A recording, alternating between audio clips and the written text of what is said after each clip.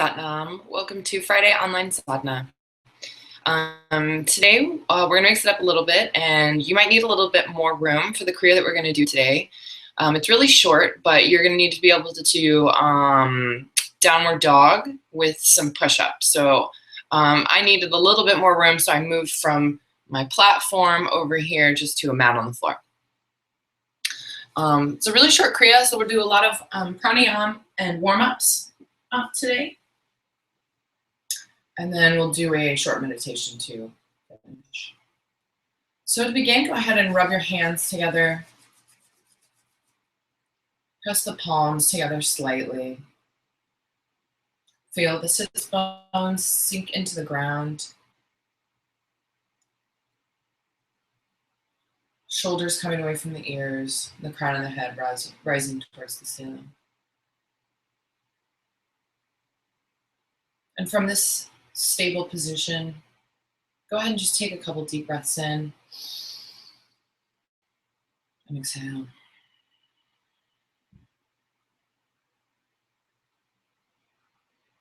Do two more like that. Inhale, expanding the belly, and then the chest, and then exhale. One more.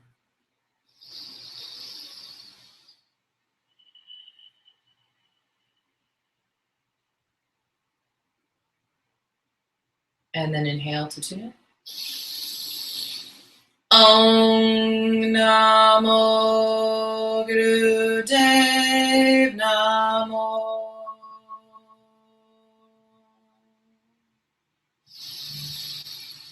Om Namo Gurudev Namo.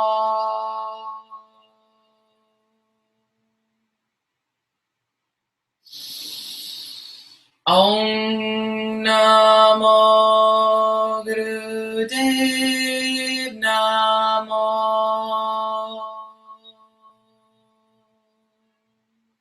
Inhale. Hold.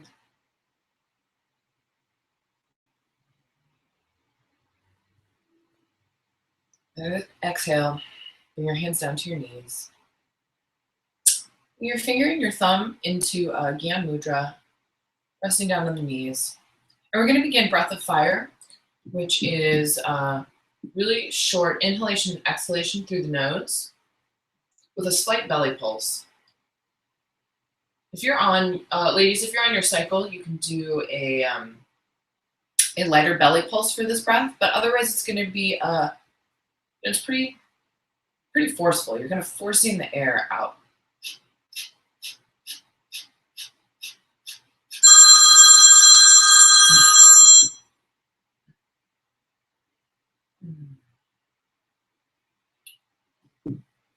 So sitting with a straight spine and the hands in Gyan Mudra, go ahead and begin breath of fire.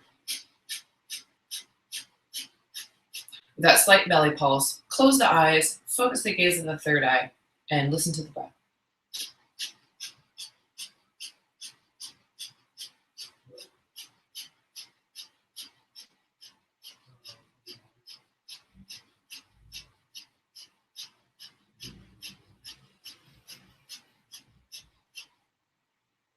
If at any point you get dizzy while you're doing this breath, just go ahead and stop, take a normal breath in and out, and regain that natural breath, and then go ahead and jump back in. Breath of fire should never leave you feeling dizzy.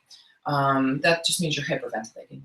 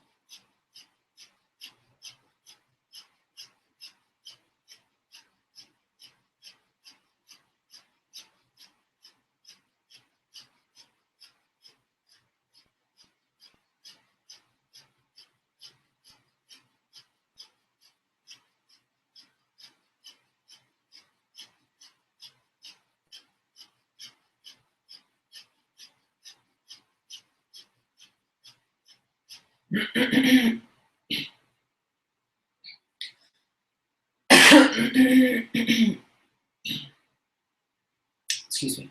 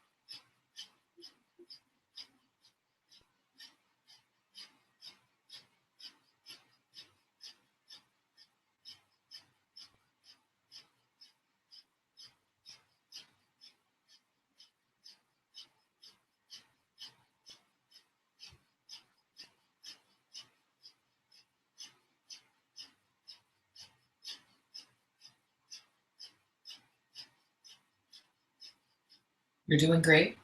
If you need to take a go ahead and take a normal breath, you can do that. We have about a minute left.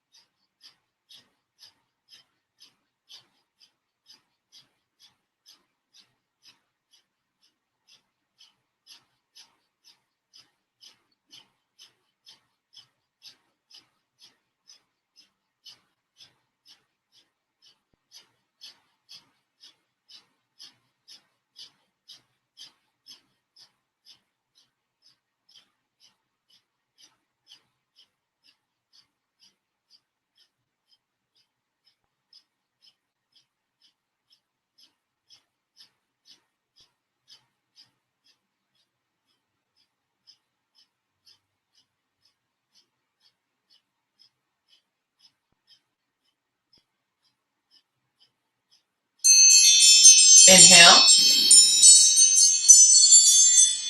Hold the breath. Apply the root lock, where you clench the anus, the sex organs, and the lower abdomen. Hold with the root lock.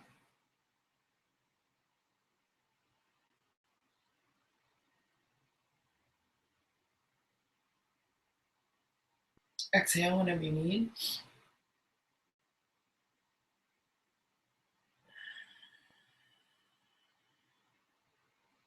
Just relax for a moment. Go ahead and check in. Scan your body from head to toe and see if you feel any places of tension or even some places of relaxation, any places that are super loose and feel comfortable. I've been doing breath of fire a little bit higher. Instead of doing so much of a belly pulse, I've been doing a little bit more on the diaphragm. It was a technique that my teacher taught me recently after having done breath of fire for about 5 years. So I'd say in the beginning, if you're just starting that practice, go ahead and keep it in the belly and just start with about 1 or 2 minutes, take a break and then go back into it. You can just keep the space for 5 minutes, set your alarm for 5 minutes, but just take a couple breaks within that time. And I noticed for me today with breath of fire, it really loosened up my back. Had a lot of tension in my back recently because we just had a full moon in Scorpio and the sun was in Taurus. So when the moon is full, that means that the sun and the moon are in opposition. So Taurus and Scorpio are opposite signs, but I like to think of it more as like partners, because it's actually more of an axis. They're two sides of the same coin. And the Taurus-Scorpio axis for me is just all about security. So I've been feeling very insecure around this full moon, and there's a lot of tension for me in the shoulders and in the upper back. So just because I can feel like my body needs, I'm just going to do a couple spinal twists. If there's anything else that you need to do, just go ahead and make a couple quick adjustments. I'm just going to do a couple warm-ups.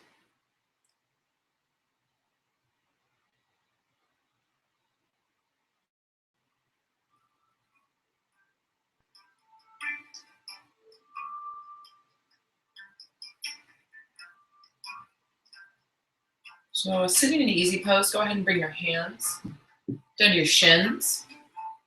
You're going to grab on tight with your hands. Not too much tension, but you're going to hold on and inhale as you come forward and exhale as you go back.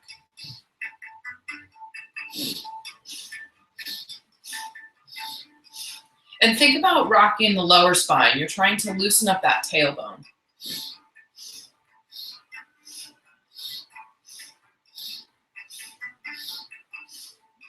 It's not a super extreme motion, but just a nice rhythm coordinated with the breath. Inhaling forward and exhaling back.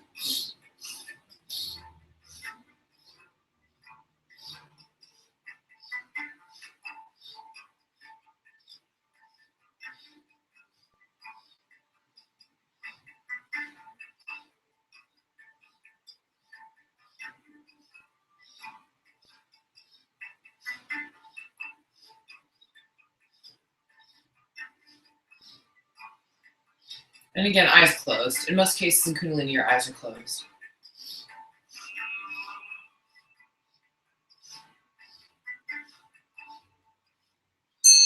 And come to the center, to a neutral spine. Inhale. And exhale. And bring the hands up to the shoulders with the fingers in front and the thumbs in back, the triceps parallel to the floor. You're going to inhale as you twist to the left and exhale as you twist to the right. Again, this isn't a super extreme motion. It's just a steady rhythm coordinated with breath.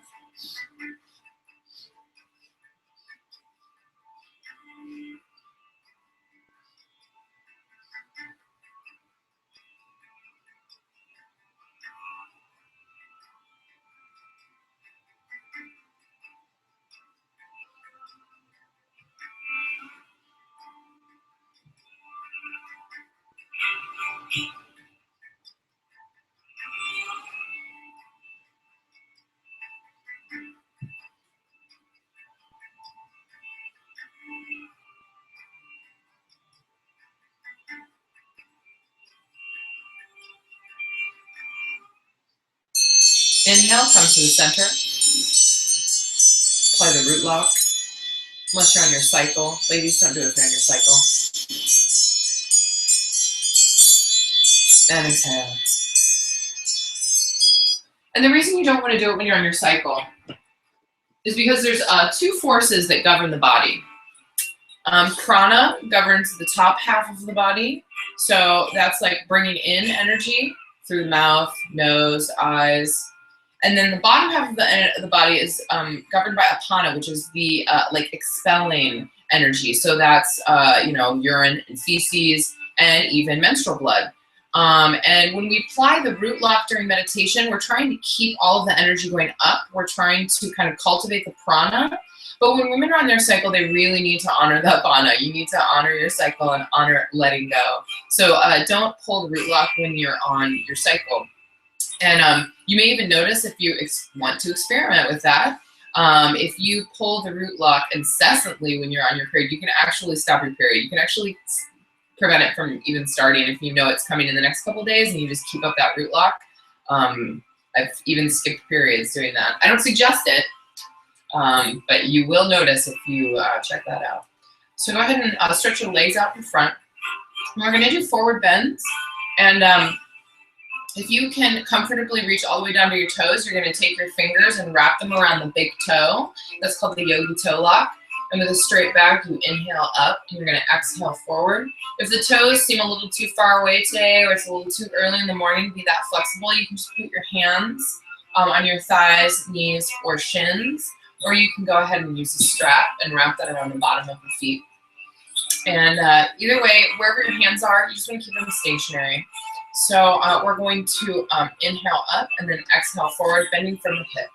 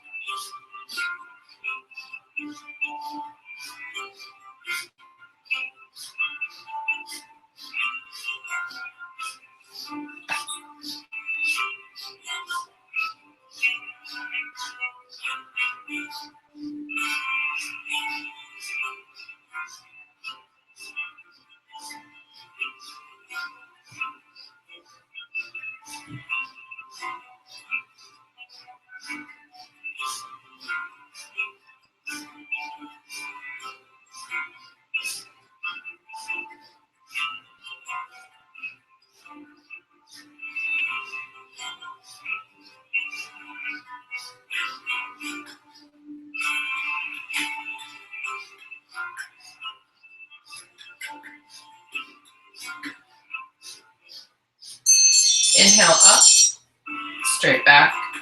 Exhale, fold forward. Go ahead and let your back round a little bit. If you need to, you can go ahead and bend your knees. And especially do that too if you really just want to go ahead and grab those toes and pinch the big toe. There's a meridian point there that we're activating when we do this. So just go ahead and collapse in that forward bend into whatever modification is comfortable for you. And just take a couple deep breaths here.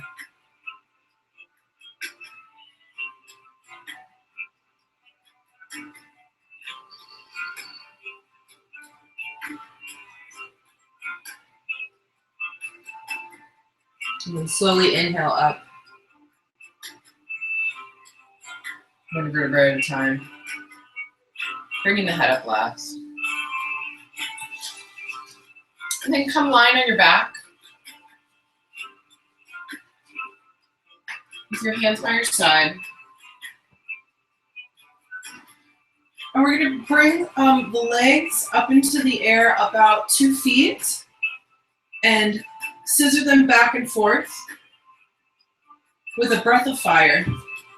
And just try your best. If you, again, if you're on your cycle, this is pretty hard abdominal work. And you can just bend the knees to make it a little easier and do that.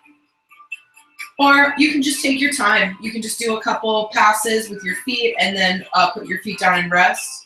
I'm definitely going to be doing some modifications today because I am on my cycle and this is really hard. So just 1 minute, scissoring legs up at 2 feet in the air.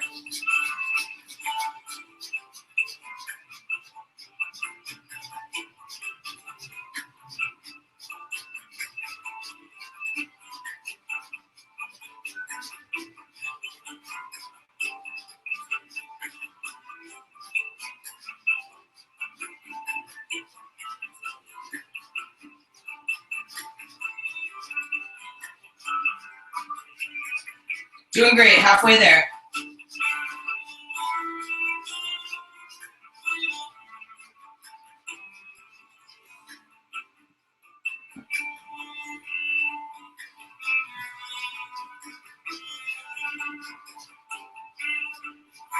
For a little added support, you can put your hands underneath your buttocks.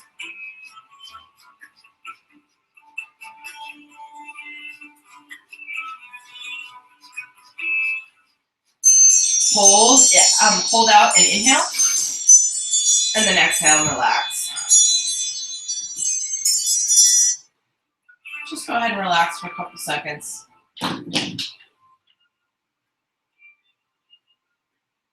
Take a couple deep breaths into the belly.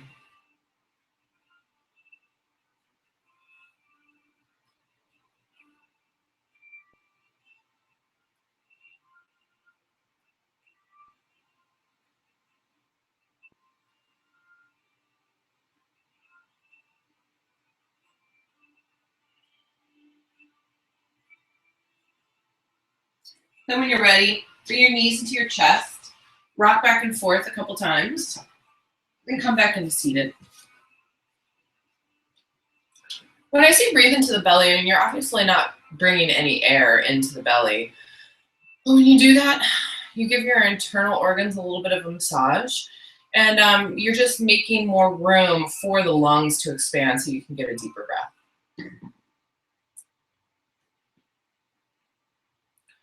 So back in easy pose, go ahead and shrug your shoulders up on the inhale and down on an exhale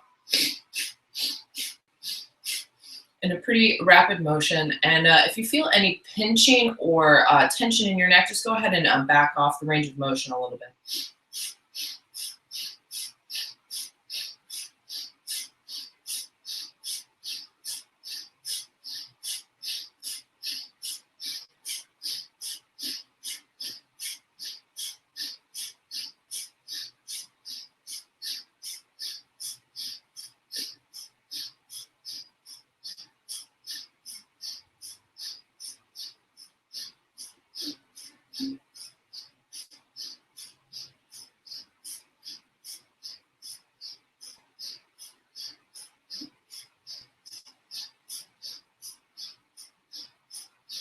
And inhale up and hold. And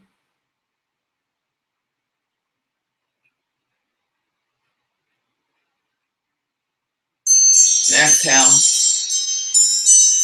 and lower.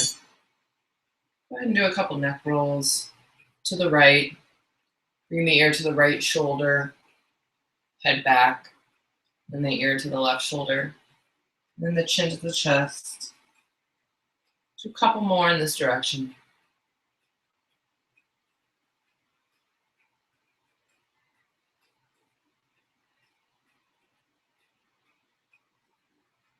Just take about 5 to 7 seconds to complete one rotation. Not too fast, not too slow. And when your chin comes to your chest, reverse the direction.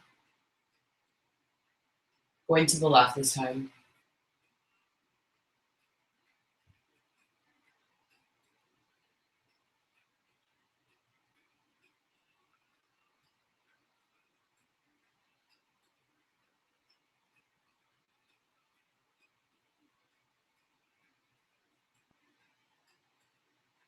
Next time your chin comes down to your chest, just go ahead and lift the head straight. So we'll start the Kriya. It's called a Kriya for strengthening the aura. It's got 3 short asana. The first one's pretty tough, and then the next 2 are really easy. But I love this Kriya. It's really good for when you think you don't have time for yoga. You totally have, just like 10 minutes. You can always sit down just for 10 minutes. And protecting your aura is really important. It gives us a good sense of boundaries and protection and strength, and attracts. If your aura is strong, you're going to attract strong things towards you. So you're going to go ahead and come into downward dog.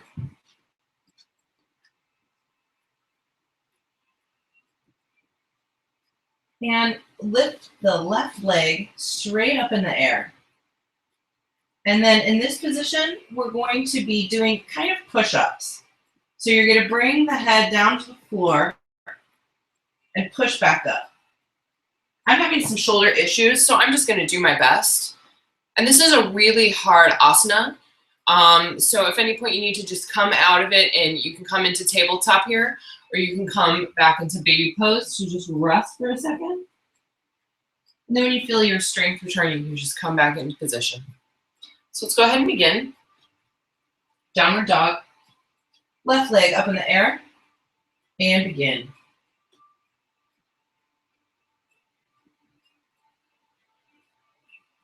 Try not to let your hips fall too open.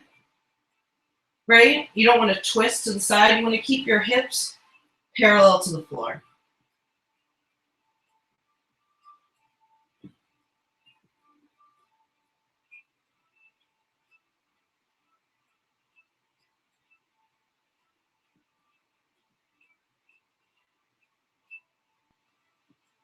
And you can go as slow or as fast as you want with these push-ups. As you can see, I'm taking it easy because this is anything but for me.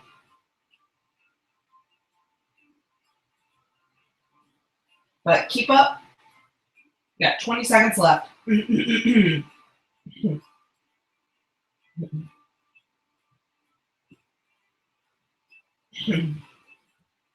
great. Almost there.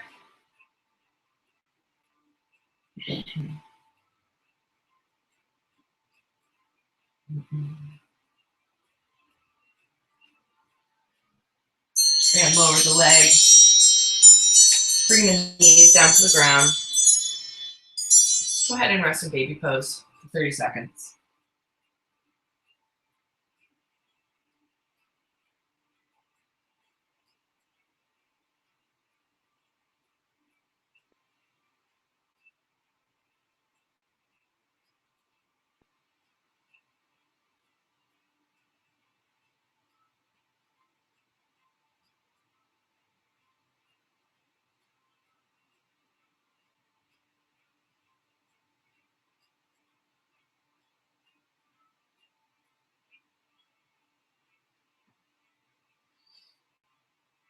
And come back to tabletop. I just realized a modification you can do for this as well is to stay on tabletop and just stick one leg out. And then you can kind of bring this. So we're going to do the other side. Come into downward dog. Lift your right leg and begin.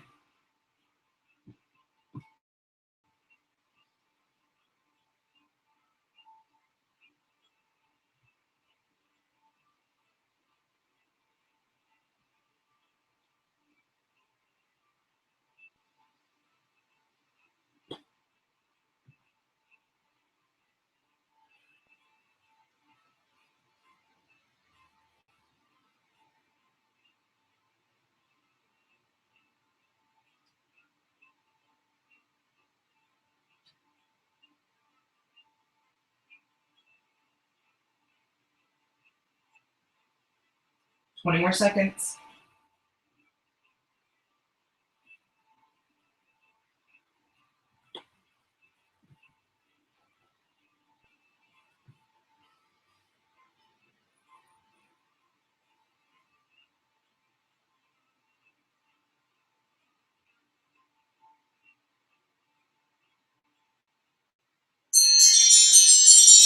And bring the right foot down, knees to the ground, and rest in child's pose.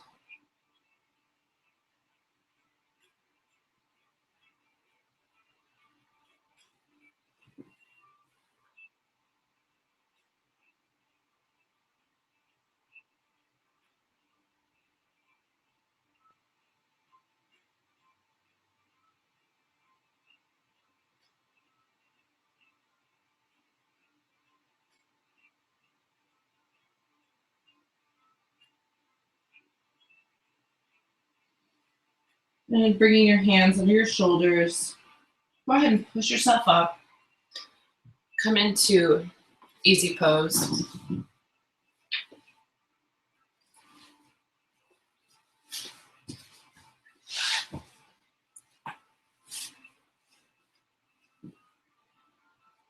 And next you're going to bring your left hand straight out in front. It's kind of a confusing mudra. And then bring the right hand to the back of that left hand and grab it. And then in this position, we're going to inhale and bring the arms up to 60 degrees. And then exhale and back down to parallel with the floor.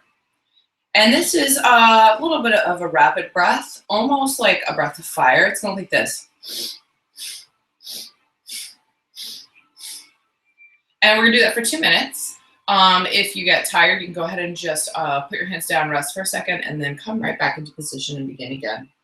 So again, left hand out in front of you with the palm facing towards the right. That right hand on the back of the left. Curl your fingers around and grab that left hand. And then inhale up to 60 degrees. And exhale down to parallel to the floor.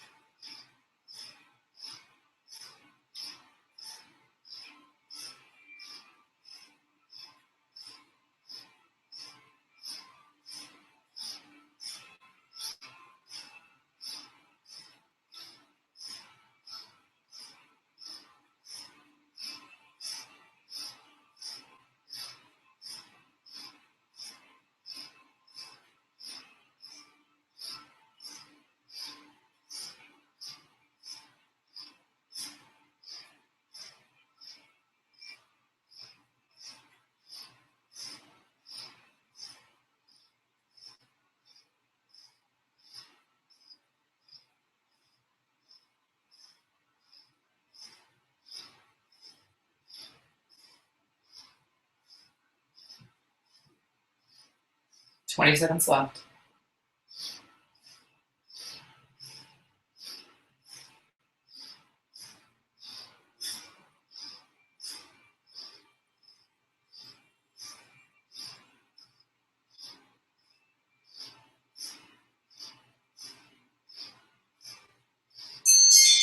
Inhale, hands up, hold,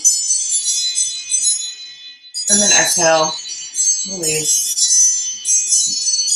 Bring the hands down. Let's take a couple deep breaths.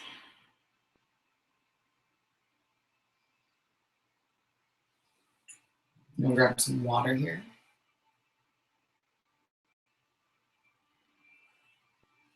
With amazing flower essences from my friend. You can find her on Facebook under Abundance Apothecary. So our last asana is actually arms swinging. And you're going to inhale as you bring your arms back behind you, and then exhale as you bring them forward, parallel to the ground, and leave a tiny space between, probably about 4 to 5 inches. And it's gonna be, again, pretty rapid motion coordinated with the breath. Inhale back, exhale forward. And if you knock your knees or your floor, it doesn't matter, just keep swinging. We're gonna do this for 3 minutes, so go ahead and close your eyes and get into the motion. And use the breath as your mantra. Inhale back, exhale forward.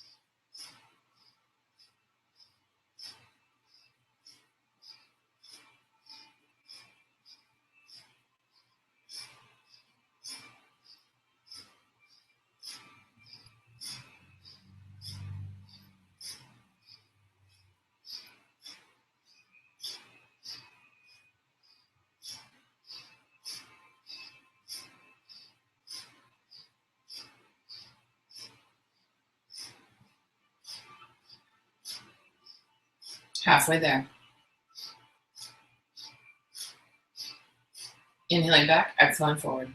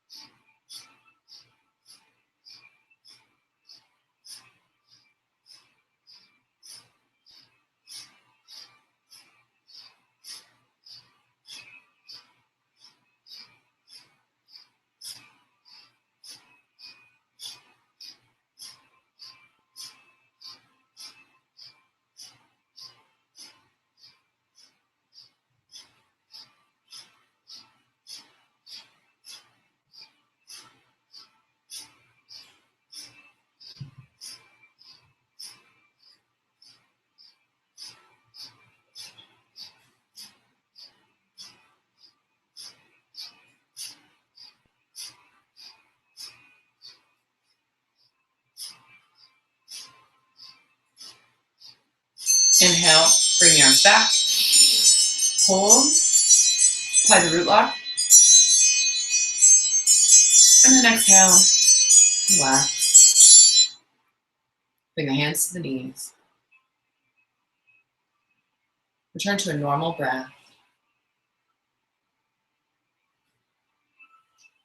See your aura now. See it around you. kind of this etheric body. It's kind of egg-shaped. That's anywhere from about a foot to 12 feet outside of your physical body. So see if you can find it, connect with it. See if you associate any feelings or colors, sound, smell, anything. See if you associate any sensations, the knowledge of the presence of this etheric body, auric body, technically. Some people believe there's a separate etheric body. That's a story for another time.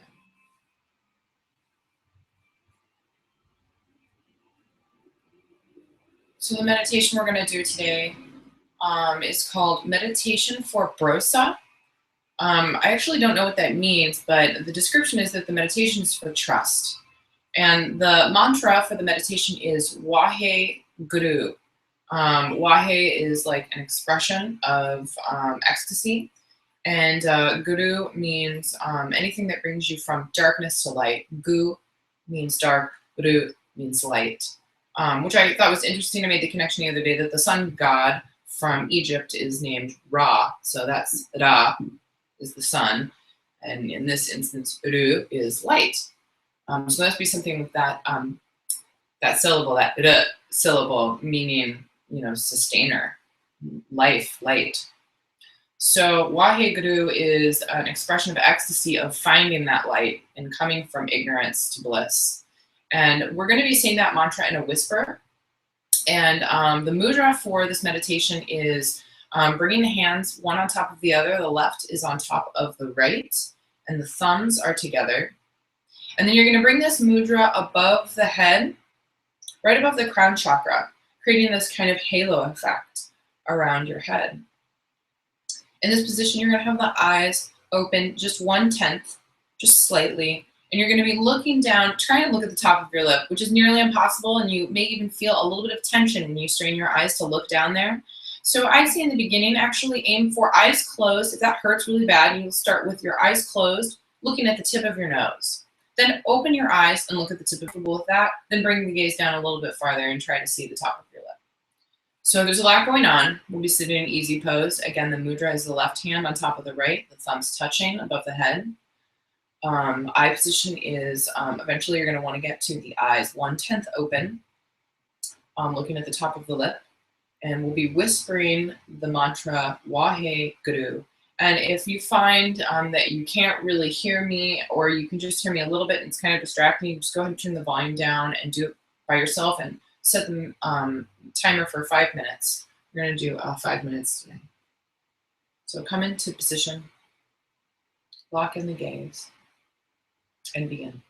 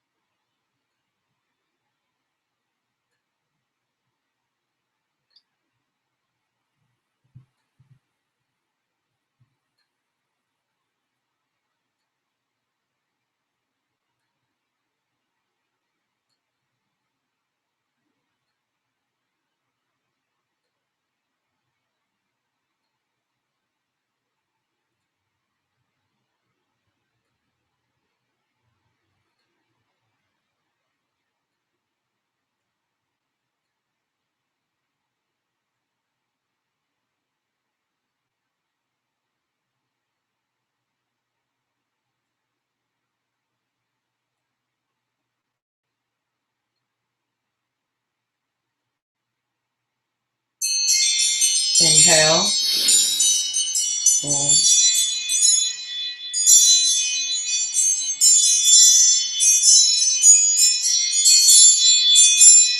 And then exhale. Sweep your hands around to the sides, going through your aura, bringing the fingers down to the ground. You can rest your hands on your knees, palms up or palms down, or even in Gyan Mudra if you like, or any mudra. If you know any other mudras, whatever feels comfortable to you.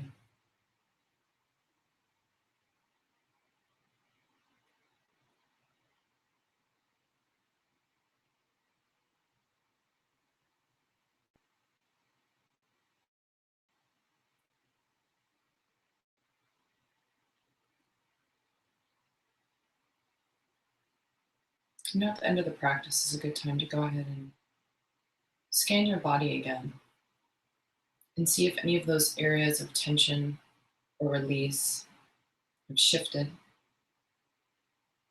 Maybe your train of thought, your rate of breathing, maybe those things have shifted.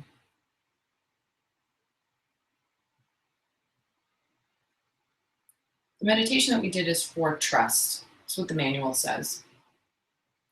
And it's trust in the divine. So this mudra is, I don't know if it's like activating or opening, but it's definitely concentrating on the crown chakra. So the crown chakra is your connection to the thing that's above, whatever you want to call it, or however you identify with it. So it's all about establishing that connection with something higher than yourself or your higher self. And the crown chakra and the root chakra are related. So the root chakra is one of the places too in our body where we deal with trust issues. The root chakra is where we get our like survival instincts and where we cultivate a sense of security and learn how to build a foundation for ourselves. And if you don't feel secure down there, you're not going to have any time or energy to concentrate on a relationship with something higher than yourself. So those two things really work together. The crown chakra and the root chakra are kind of a buddy system. So you want to have a strong, base so that you can go up from there. And one really great way to work on the root chakra is the root lock, that clenching of the anus, the sex organs, and the lower abdomen. I wasn't really doing that for the first year that I practiced Kundalini yoga, and then for some reason I just really kind of wasn't hearing it. I was just kind of sitting up taller when I heard it, which is actually part of it. You can kind of feel your buttocks muscles just come together, and you can feel yourself kind of rise up a little bit. But I wasn't really doing that clench of the muscle that you clench when you're having an orgasm or stopping the flow of pee. You want to close that off, and then this lower abdomen sort of between the hips. That gives you that really firm base. So that's a good thing to work on if you want to work on some root chakra balancing techniques. So that's all I had planned for today. Thank you so much for watching these. It's a learning experience for me. So I did start a little late today. Forgot to put my phone on airplane mode, so I got a phone call from my mother-in-law. Hi, Mary Jo. Yeah, I hope you guys enjoyed this practice today. It was a little shorter, but I think it's really good to have a couple Kriyas that are that short in your pocket, so that you can just whoop them out whenever, when you think you don't have time, or you're traveling, or you want to just show someone a really quick technique. Yeah. So we'll go ahead and close with The Longtime Sun. So if you know this song, please go ahead and sing with me. Rub your palms together. Bring the thumbs to the sternum. Take a deep breath in. May the long-time sun shine upon you, all love surround you, and the pure light within you guide your way on, guide your way on. guide your way on. And then one long sut and one short nod to close the practice. Sat